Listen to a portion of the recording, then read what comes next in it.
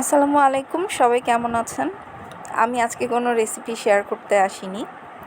আমি আজকে যে ভর্তাটা দেখাচ্ছি এটা সবাই ঘরে ঘরে বানায়, সেটা হচ্ছে আলু ভর্তা। ছোটোবেলায় যখন অসুস্থ থাকতাম আম্মু ঠিক এভাবে করে ভর্তা বানিয়ে কয়টা ভাত খাইয়ে দিত। আমি যখন অসুস্থ থাকি মূলত জাউ ভাত আর আলু ভর্তা দিয়েই খেতে পছন্দ করি। অন্যরকম মশলাদার খাবার আমার খেতে ইচ্ছা করে না।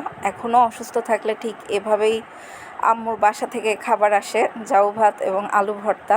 শুধুমাত্র কাঁচামরিচ দিয়ে এভাবে করে আম্মু ভর্তা করে দিত এবং সরিষার তেলের পরিমাণটা একটু বেশি থাকতো।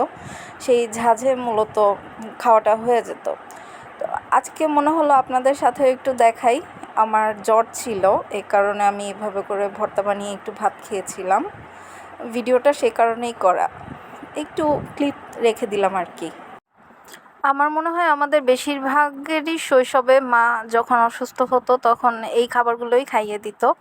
কখনো বা ডাল ভাত সামান্য লেবু চিপে টক টক করে খেতাম, আবার কখনো বা শুধু আলু ভর্তা দিয়ে জাউ ভাত দিয়ে খেয়ে ফেলতাম।